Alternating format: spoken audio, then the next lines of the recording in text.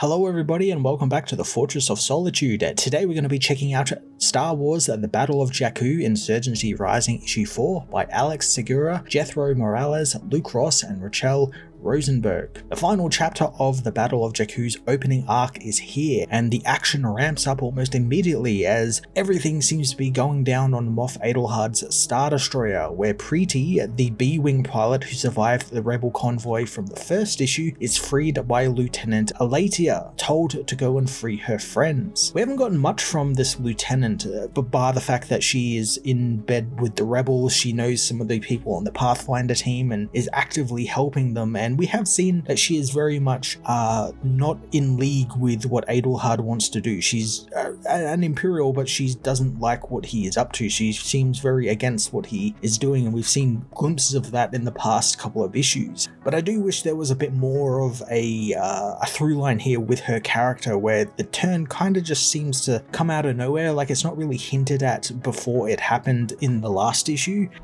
There were hints that maybe she could have been the rebellion's sort of agent within the ranks, but we know that that's not the case. It's someone else who is actively working against Adelhard. But hopefully we get to see a little bit more of her as the series progresses, and maybe she ends up turning on them completely and joining the rebellion. Preeti, however, doesn't really need to help her friends, as Luke Skywalker has found them while Commander Bragg and the Inquisitor were ready to kill them. Segura gives a great moment for Luke this issue as he battles the Inquisitor, who knows all about Luke Skywalker and what he's done and who he is. And I like that Luke is visibly disappointed at this person's use of a lightsaber and the dark side. Like, he's not angry or anything, he's not tapping into that dark side or anything, he's just really kind of let down by the fact that even after defeating the Emperor and Darth Vader, more people are just trying to tap into the dark side that led to their demise, and he seems really upset by that. Luke easily disarms the Inquisitor, citing while she uses a saber and can wave it around and whatnot, it's much harder to wield. And this is something that I really don't think is underlined enough in modern Star Wars media. Not everyone can just grab a lightsaber and swing it around competently. You can swing it around, but you can't really use it competently. It's a very difficult weapon to use since, after all, it is a concentrated beam of energy and you've got to kind of keep control of it, which is why people use the Force to use it. Luke tries to get answers from the disarmed Inquisitor as Bragg sneaks up on him, but luckily the Purge Commander is shot in the back by the arriving Preeti, who reunites with her wife Rin. But their reunion is cut short as stormtroopers appear and pin the Pathfinders down. With the Pathfinders cut off from Luke, it's up to the team to find a way off the Star Destroyer, and the team decide the best way is to go through the troopers, blasting, bashing and biting their way through the small squad. And we haven't had a lot of time with this team outside of Kess. He's like the one sort of kind of keeping them all together, and one guy we know have had character development of, but the rest we only know basic things about. And I really like how active the team are, how they press forward with the mission, they get things done, all by the skin of their teeth though, which is just very consistent and on brand for the Pathfinders. Luke meanwhile interrogates the Inquisitor, and it's revealed that they are Reyna, who has been helping Adelhard as their advisor, and I assumed that this would have been a completely different character because they kept her face shielded in the last issue, and they were calling her Inquisitor, which was a different name they'd been calling Reyna earlier on in that issue, so it felt like a completely different character,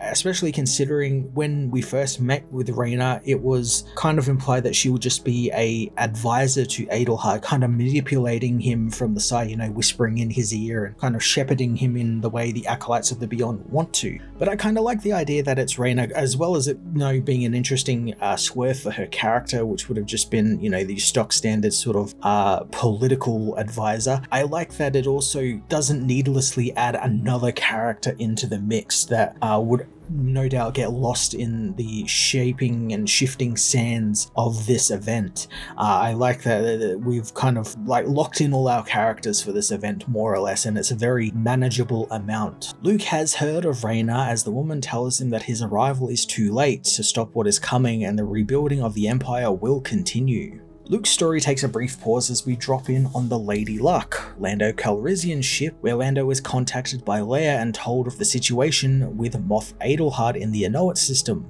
as well as the trouble Luke has gotten himself into. Lando is actually all over it though, knowing all about the Spice Runners and the Acolytes of the Beyond siding with the Moff, and is more than happy to lend a hand to rescue the trapped rebels and Luke. And again, I just like that he's very clear that, oh, of course he's coming to the rescue again, and yeah, that is kind of true. He's rescued them quite a number of times, and I very much like how the new canon is constantly pairing Luke and Lando together in situations like this. They were a fantastic dynamic, and all of the little team ups, from Sol pairing them off in his run to Adam Christopher doing it in Shadows of the Sith, has just been so fun. And I like that you would think that it would be very similar to the Han and Luke dynamic, because Lando is kind of like Han, but it doesn't work like that. I really like how they've given Lando this really interesting character where he is changing much like how Han was, but he is still keeping that idea of that roguish manipulator that we saw in the end of the Charles Soule run. And I like that gets seen throughout all of this stuff, that we see him being paired with Luke and how he interacts with Luke, especially in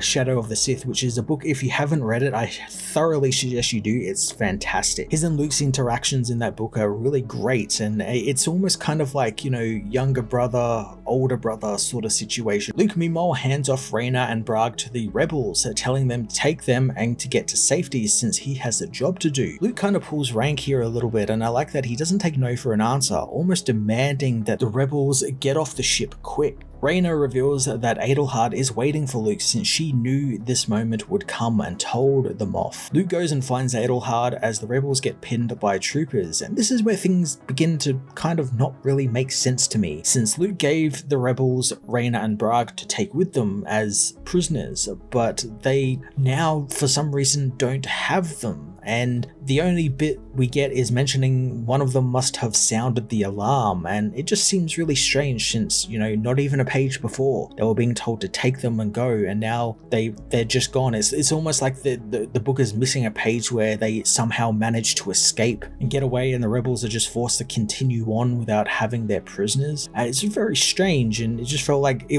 was the book kind of speeding up just to get to that end, because this is the final issue of this 4-part series. So it just felt it was like a little bit of a rush job in this part. We just gotta kind of glance over that, and maybe it might come up in the next series, who knows, but it just felt very strange set of sequences. Despite that, Luke finds Adelhard and confronts him as the rebel fleet led by Lando arrive to help out. Adelhard puts Luke through his paces, having him fight through a squad of stormtroopers, and as he does, he postures a little bit more to Luke. Something I've quite liked about this character, he's just so arrogant and full of himself, despite going down the very same path Vader and Palpatine went down, yet he thinks he can do it right this time, mainly because of his arrogance, but also he's surrounded by people who are telling him he can do that. Case in point, Reyna is telling him that, what he is doing is the right way of doing things now. So it's this guy who's just surrounded himself with yes men, and he's gotten a really big head for it. Luke has some really choice words for Adelhard that actually anger him greatly, as the Moff wonders if Luke has thought he was just another Imperial like the rest of them, but Luke tells him that he doesn't actually think of the Moff at all,